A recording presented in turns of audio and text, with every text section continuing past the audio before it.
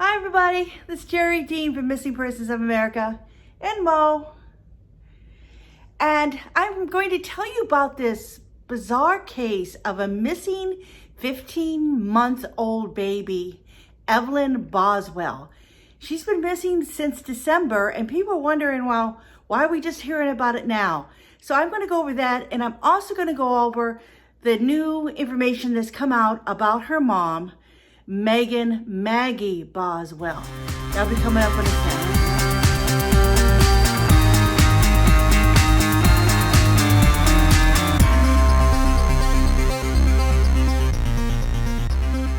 I've been so long without her, and I know a lot of people are like, oh, why didn't you report it missing earlier? Because my mom threatened me, and I just want to die.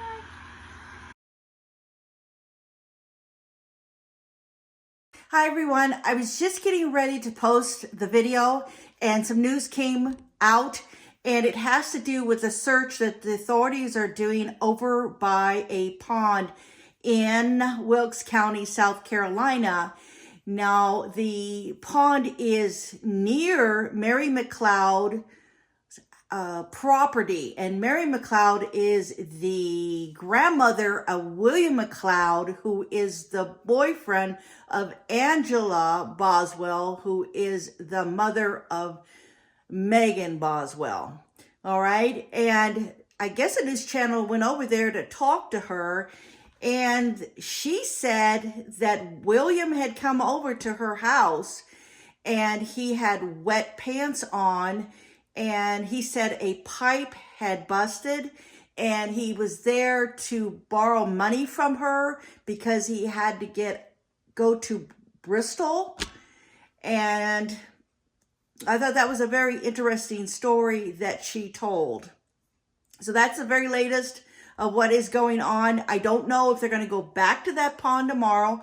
Since it's been considered inconclusive, I would think that they're probably going back there tomorrow to do some more search. Maybe they'll bring different gear or bring different people to do that search. There must have been some tip that they got that alerted them to that location. So we'll find out more in the coming days. Evelyn Boswell, she's 15 months old, and she went missing on December 26, 2019. But the authorities didn't hear about it until February. Now, Evelyn's missing from Blottville, Tennessee. Now, Megan, who also goes by Maggie Boswell, she's the mother of Evelyn. And she said that her mother, Angela, was taking care of Evelyn.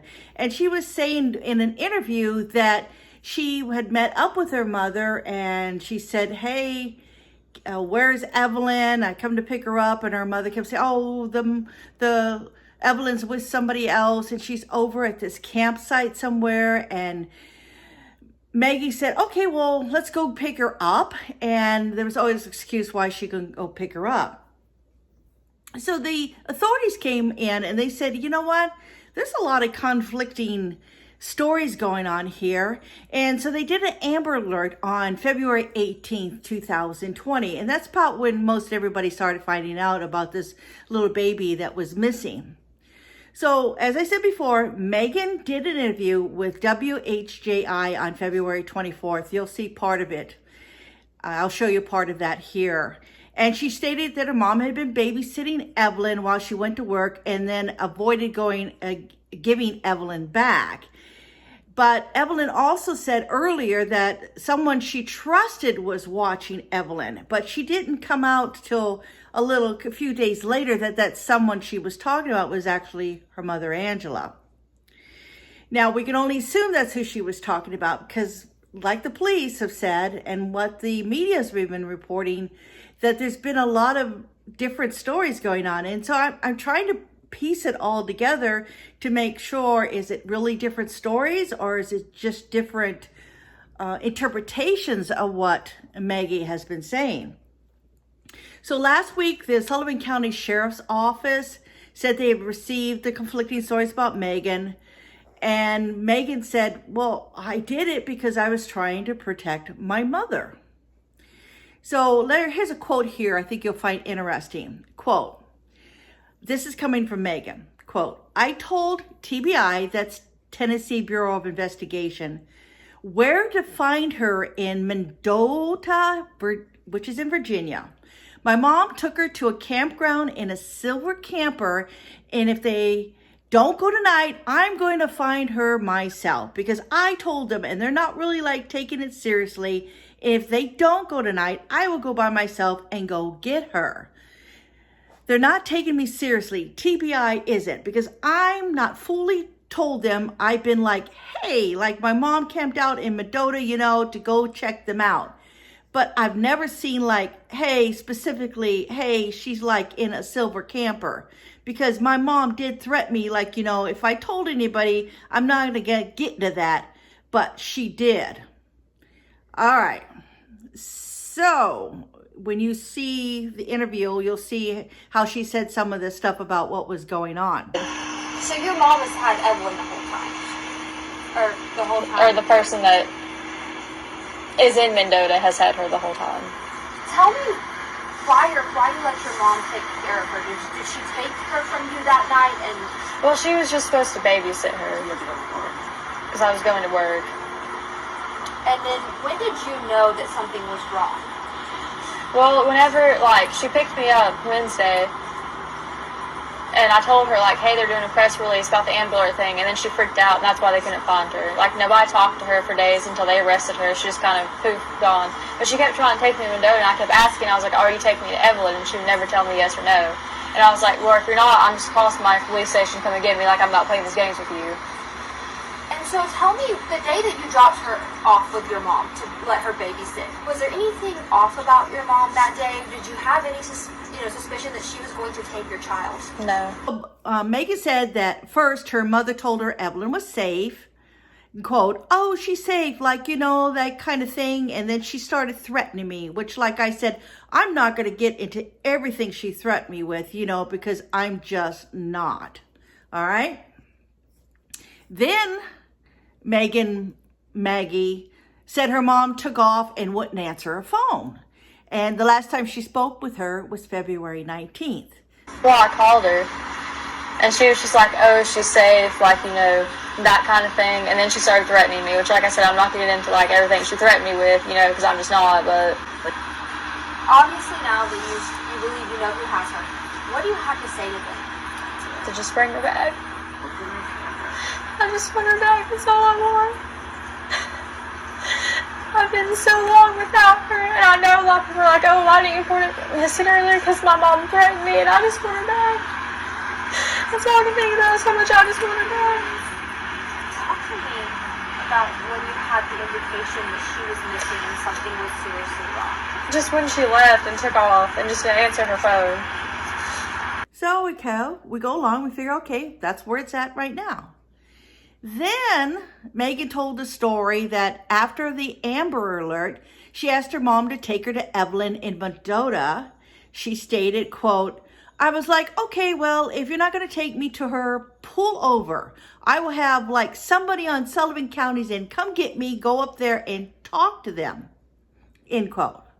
So what kind of stood out to me, and I didn't know why at the time, was the fact she said, pull over. So I thought she wasn't really talking with her mom, but maybe she was talking with her mom, and I didn't know. I didn't know she was talking to her face-to-face, let alone be driving in a car, but it kind of stood out for me. And I didn't really make any connection why that was bothering me until information came out that the grandfather was concerned about the car, and I'll go over that in a minute. So first, let me tell you that on February 24th, Megan Boswell's mother, Angela, she's 42, of Kingsport, Tennessee, and her boyfriend, William McLeod, they were both arrested on fugitive warrants in Wilkes County, North Carolina. The TBI has been searching for the car, which had been reported stolen and was tied back to Megan, who was involved in the car sale. And that's about all they went into on that. And that allegedly it was something to do with a vehicle theft, according to USA Today. Now, authorities also wanted to speak to Angela about the whereabouts of Evelyn. So now they have Evelyn in custody along with the boyfriend, and they've got a chance to talk now about where's Evelyn. Do they have Evelyn? Did they have Evelyn? Did they leave Evelyn with somebody? Right now, we've got Megan saying that's what happened, but now we've got them in custody, and the police can now talk to them and find out what's going on. But then the Bristol Journal Herald did an interview with Maggie's grandfather, and he said that the car that Angela had was a gift to Angela from Megan and Hunter, her boyfriend. And he said that, Megan's current boyfriend, and he was going to get the tags in a few days.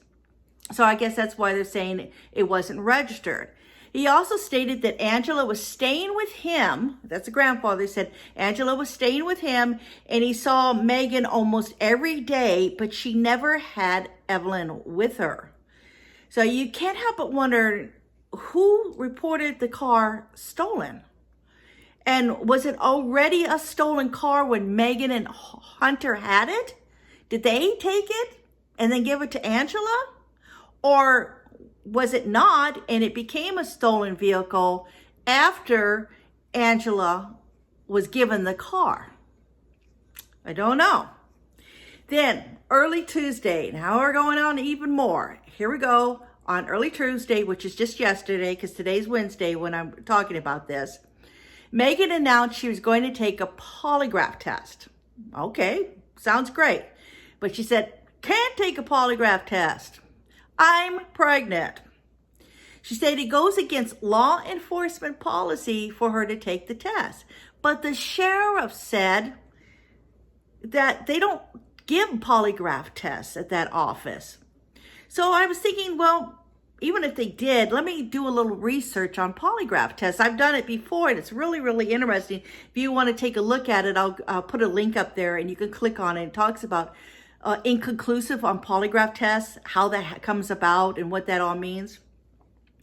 But according to what I found out, there was a man named Dave Bryant. He's been a polygraph examiner for 20 years. And he said, quote, pregnant women can be tested, but not in the third trimester when there's an active baby kicking around. It would cause the inconclusive rate to go way up. It would not cause an innocent person to fail or a guilty person to pass, but they just, that's what would happen. However, most examiners will not test a pregnant woman due to liability. All right, so that's the end of that quote. So with what we can ascertain from that is that there's no medical reason that a pregnant woman could not give a polygraph test if they were asked. So now it would be up to the sheriff's office whether they want to do it or not because of the liability issue. All right, then yesterday, again, later on, Megan was arrested. And she was arrested for false reports. Ow. The court papers have disclosed that Megan told police that the baby was with the baby's father. Early on when this first started, she said that the baby was Ethan Perry, which is Evelyn's dad, and they were supposed to meet at the Ingalls store in Colonial Heights to exchange custody. Now, other research shows that Megan has full custody of Evelyn and that Perry is in the military in Louisiana and he's active duty. Ouch, ouch, ouch, ouch, let go of my finger. Ow, sorry. Okay, you need to run around a little bit. Say hello to everybody. All right. So where was I? He said it was found that he didn't have Megan, and it's not stated, but I'm wondering if he never did have Megan. If he's active in the military, in order to be taking care of Megan, he would have to have daycare. And I'm sure that was an easy thing to check out on. And this is the reason why the police have arrested Megan and said she's given false reports, is because she said that Ethan had the baby. So now it seems also that there was people that supported her in the beginning, but now they're not supporting her so much, and they're not believing a lot of things that Megan is saying. Now, one such person posted on social media, and I'll read you a part of that, and then you can read the rest of it here or on the blog. And it says, Maggie, and they call her Maggie Wood here, you're on your way back to the police station now in safe hands. I will just say what the 2 days I have spent with you, that you've done nothing but lie to me, and I'm the one person that had your back, and I don't understand why you absolutely know more about where Evelyn is. If you want any kind of future at all, like I've told you, when you need to tell what's really going on and not change your story. And then she also says that, by the way, you're not pregnant. You've not been to the doctor. There's no prenatal prescription vitamins. Your story isn't adding up. All right. And then social media has stated that Boswell has had many social media accounts and that she was linked to a cult. So the reporter that talked to her a few days ago asked her about this cult, and her response was, gypsies are not a cult. All right. So Sullivan County Sheriff's Office stated that the Mendota campgrounds, let's go back to that, was searched, and it didn't lead to anything. They checked and nothing was found. So Evelyn Mae Boswell is 15 months old, and she's described as 2 feet tall, weighing 28 pounds, with blue eyes and blonde hair, and she was wearing a pink track suit, pink shoes, and a pink bow. And the Sullivan County office has stated there's a $56,000 reward for information leading to Evelyn's whereabouts. So if you have any information, you can call the Sullivan County Sheriff's Office. I'm going to give you the phone number. It's 423-279-7330, or TBI. You can call them at 1-800-824-3463. And this is going to be an ongoing story. I probably will find more information. I'm trying to cover what everybody's really been talking about, the pregnancy and the arrest, and her interview early on a couple of days ago when the story broke. And I will be probably finding a lot more, and I will post all the updates on Missing Persons of America blog, so you can go there anytime and see any updates. And if there is anything breaking, I will do a live video on my YouTube channel so you can watch it, all right? And that's it for now. Thank you all for watching as usual, and I'll see you soon. Bye-bye.